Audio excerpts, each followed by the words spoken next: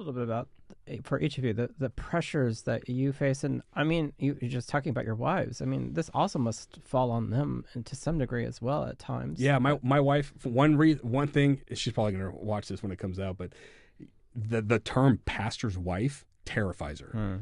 And that was actually a bone of contention early in our marriage. And when I was in pastoral ministry, like, she never wanted to be known as a pastor's wife. And the reason why, we were in a church for a while, but she had got this impression that a pastor's wife is, obviously, we're, as Christians, we live in a fishbowl in a sense and on display to a certain extent. But the pastor's wives, in a certain context where we were the center focal point to everybody at all times, can always look at. And so they almost had to be perfect, right?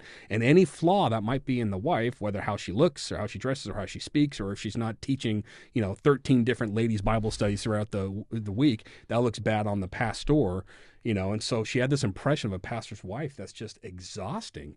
But then a professor's wife, like, well, nobody even says those terms, right? It's much easier to hide in the background. And I said, honey, it's whether you're a pastor's wife or a professor's wife, it's the calling's the same. Just be a Christian wife, just like I'm supposed to be a Christian loving husband. That's it, and don't worry about it.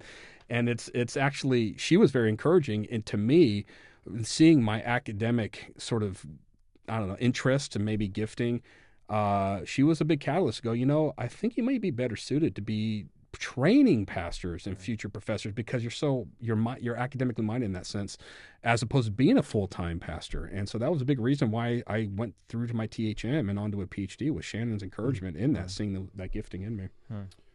As far as demands and pressures that we face, I think we face the same pressures everybody else does. We have internal pressure in internal temptation, and we have external temptation and pressure. I think sometimes those things ramp up when you enter into the fight. I think a lot of Christians aren't getting external pushback in their ministries because they're on the sidelines. They're not in the game. Mm-hmm. I think as far as our wives are concerned, pastors' wives in particular, I would say pastors' wives, the two biggest pressures or struggles for pastors' wife, first, as Cory says, life in a fishbowl. Mm-hmm. And we could just, stretch that out a little bit. If you think of a fish in a bowl, and everybody's always looking at that fish has no privacy.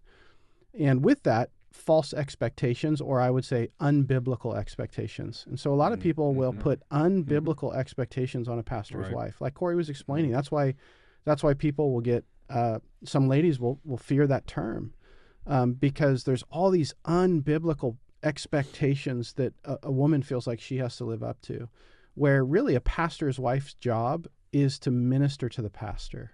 That's her job. Her job is to be a faithful wife, faithful mother, minister to the pastor. Whatever else, Allison and I talked about this early on in our marriage, whatever she wanted to do in the church, that was between her and God. And she now serves as our children's ministry coordinator. We don't have children. She loves children, and she has free time to be able to do that. Sometimes it's a very difficult job, but she's faithful in it and doing it very well. So there's unbiblical pressures people put on pastors' wives. But when a church works to only call her to the biblical expectations, it's very freeing. The second thing is loneliness. My wife, as my helpmate, she is one with me. She hears things. She sees things that not everybody else hears and sees. And she can't just go dump that on someone in the church, because she'll often say it when her and I talk. She loves our church. She loves the church. And she wants to protect the church, and she's wise enough to know that there are things that not everybody needs to know. But she carries a unique burden. And so I would just say for people watching, if you're thinking about pastors' wives in any church, don't put unbiblical expectations on them, and understand that every pastor's wife struggles with loneliness, not because she needs biblical counseling or something's wrong with her, because she bears a burden being married to the pastor. She needs your prayers. She needs your love. She needs your support. She needs your encouragement. And I suspect there's pressures and burdens that Shannon carries as a seminary professor as well, or as a seminary professor's wife. Yeah, she has to hear my constant lecturing out loud all the time, right? She catches me all the time talking to myself. You probably do it too as a pastor, coming up with preaching points. Not so much. Right. No, Okay, well, it's just me then. It's just you. I totally, and I admit it freely. the older I get, the more I used to be say, in honey, I got this denial. great idea. What do you think? And she's like, that's not a great idea. Right, that's Allison all Yeah, the way. yeah, Right? Are you wandering in the house monologuing? Is this Constantly. what you do? Or we go on walks or hikes, and she'll catch me in a moment where I'm coming up with some, in my mind, some brilliant exegetical point or some philosophically laced theological point that no one in the history of the church has come up with, right? In my mind, in that moment. And I'm like, yes, I got to remember this. And I'm already putting a mental lecture together just for it to be, whatever, like it's nowhere near as good as I thought it was. And if I do explain it to my wife, she's like, really? That's what you took the time away from when I was in the middle of telling you all of my daily troubles or something? So I've realized, like, as a professor, with my mind going that way, and I'm always thinking of lectures coming up and the newest scholarship that's out, I have to be intentional about making sure that I am giving time to my wife and actually attentive, not just faking listening, because when I fake listen, that's when I start doing because now I'm obvious with it. I start talking to myself with points to be made and lecture to be done, and she catches me with it. So now I actually got to really be genuine and really try and listen to what Shannon has to say and how our days are going, how the problems are going, and I'm getting better at it, but it's a wonderful way for us. So we work, like when I'm not at the campus, she has a job and she works from home and I'm at home. So we're together all the time, which is great. She has to use the printer upstairs in my at the office, in our office, but she works downstairs in the kitchen table. So she's always, running up down the stairs, to grab paper. And while she does that, we have a brief moment where we kiss and ask how our work is going in that moment and back down. And then we go outside and do laps around the neighborhood when there's a time for breaks. But, it's a fun challenge, living together and working together as much as we do in the home when I'm not on campus.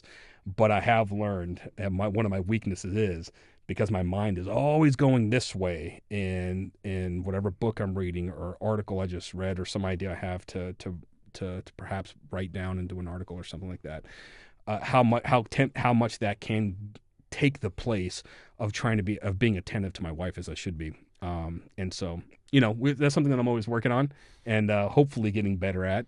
And we're having some great conversations at home, actually, because of it. It's now I'll talk to her about, Ryan just said, with Allison, there's so much that just being in the active life of the church and being a pastor's wife, she knows things and hears things that the average doesn't, and she has to bear that herself, and she can't just, vomit that onto someone, right?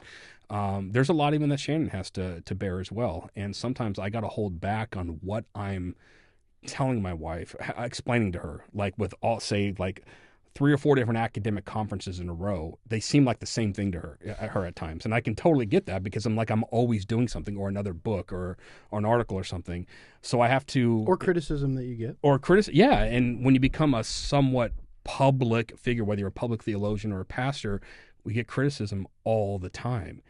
And sometimes my wife will read comments that, whether it's on YouTube from this podcast or a lecture of mine that's floating out there, or, Ryan can relate this too, a sermon that's online or something like that, and read things that's very bothersome to her that's being said about me or something, and sometimes she'll even question and go, are they right? Are you really a heretic? Like, did I not catch that? And I have to explain to her how I'm not, I just had to slip of the tongue in this one sermon or lecture that. Hey, if you don't want to get shot, stay in the foxhole. If you want to actually accomplish something, then you actually got to get out. It's vulnerable. You got to get vulnerable.